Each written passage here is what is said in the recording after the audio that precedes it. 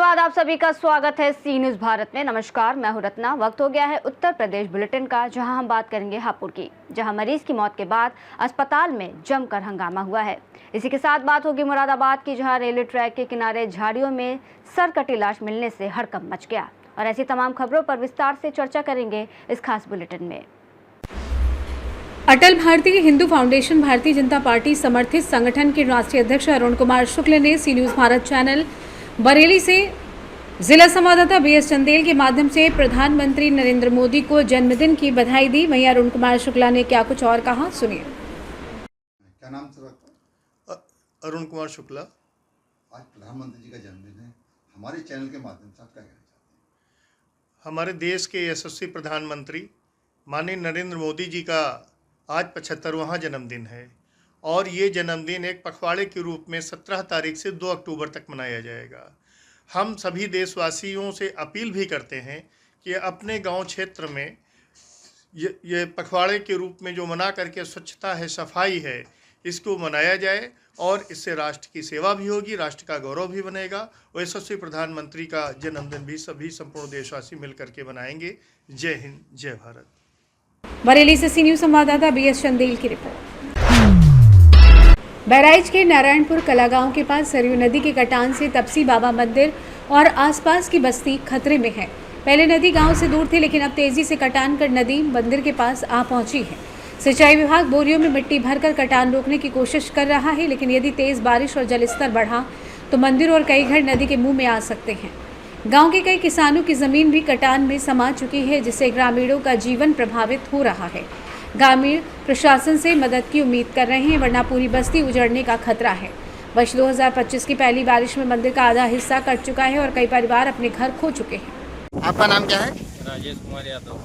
राजेश जी, ये यहाँ की मूल समस्या आपके नारायणपुर कला की क्या है? अरे बहुत ज़्यादा, अब तो नदी बिल्कुल बहुत ज़्यादा काट के आए गए, मंदिर तो बिल्कुल लटक गए हैं आधी, और तो यहाँ पे फसल तो सब जा चुकी है और बहुत ज़्यादा। क्या इसमें किसानों की खेती भी नदी में चली जाए? बहुत ज़्यादा कट गई, तनिक नहीं कटी है।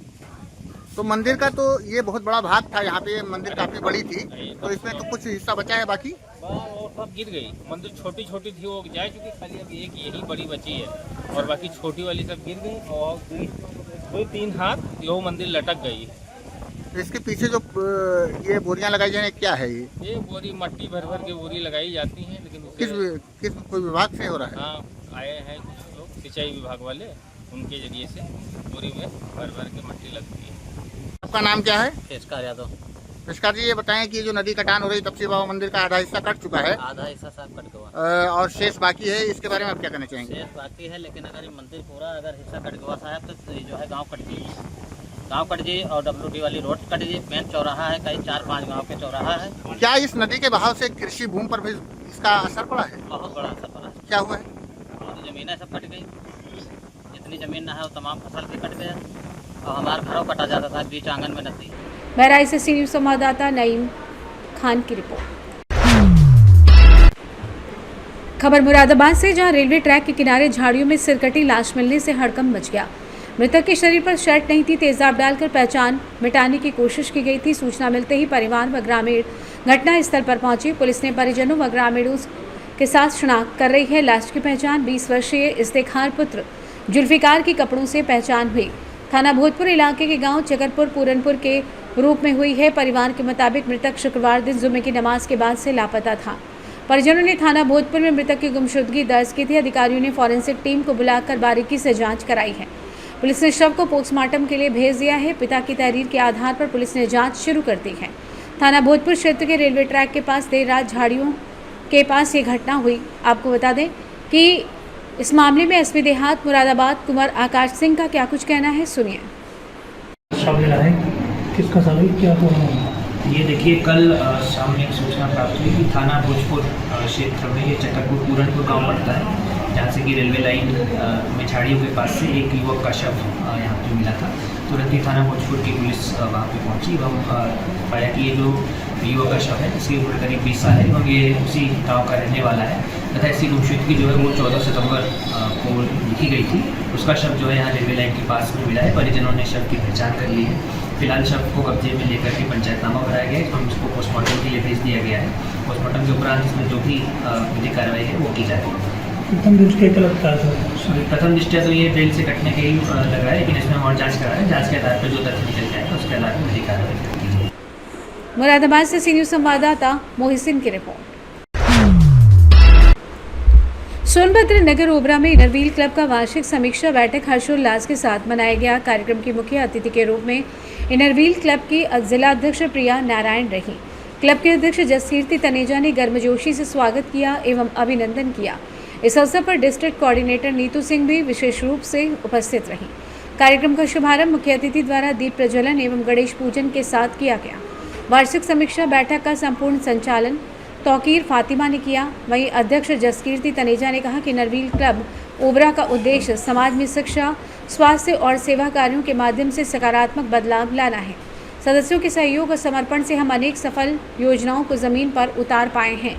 वहीं मुख्य अतिथि ने अपने संबोधन में कहा कि ओबरा क्लब ने वर्ष भर जिस समर्पण और निष्ठा से सामाजिक कार्य किए वो सराहनीय है। ऐसे प्रयासों से न केवल संगठन की छवि मजबूत होती है बल्कि समाज को भी लाभ मिलता है। बैठक में क्लब के द्वारा बीते वर्ष में समाज हित में किए गए अनेक महत्वपूर्ण कार्यों की समीक्षा की गई। कार्यक्रम में क्लब की सचिव प्रियंका सिंह ने मुख्य अतिथि का स्वागत अभिनंदन किया।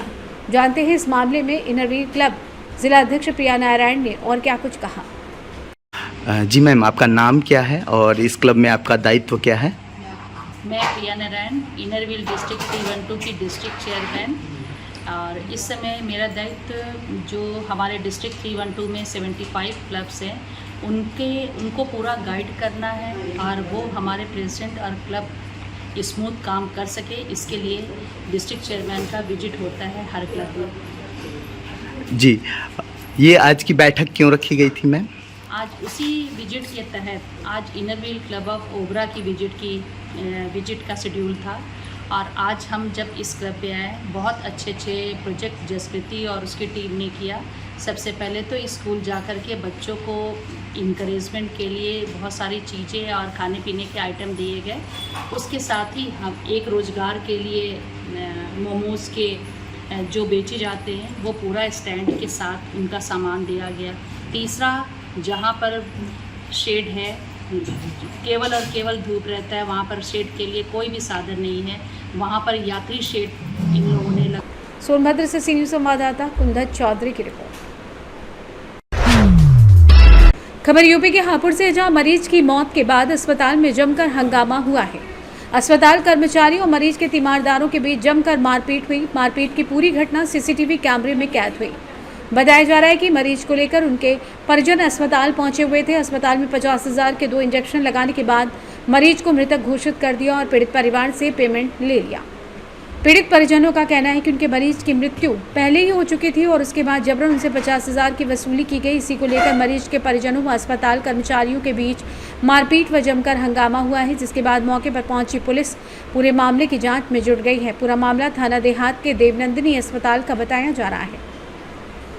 जानते हैं इस मामले में पीड़ित मोनू शर्मा और मैनेजिंग डायरेक्टर विमलेश शर्मा का क्या कुछ कहना था। हुई थी तो यहाँ एडमिट कराया, करने के बाद इन्होंने 25,000 रुपए के इंजेक्शन लगवाने के बाद यहाँ पेमेंट जमा कराया। बोले जी मेरठ ले जाओ, मेरठ ले जाने के लिए तैयार हुए। बोले जी नीचे पेमेंट जमा कर दो, पेमेंट जमा करा, पेमेंट जमा करते बोले आपके मरीज खत्म हो गया।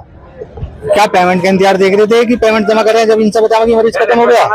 बताओ आप भाई, पेमेंट तो आदमी कर ही रहा है जमा। जब सुबह से यहाँ लाया कोई आदमी सोता हुआ कोई 2 लाख रुपए जमा रखकर कोई लाएगा? जब वो खत्म हो गया तो उसके खत्म हो गए, खत्म होने के बाद मुझे तुम्हारे पैसे खत्म हो गए 2 मिनट बाद।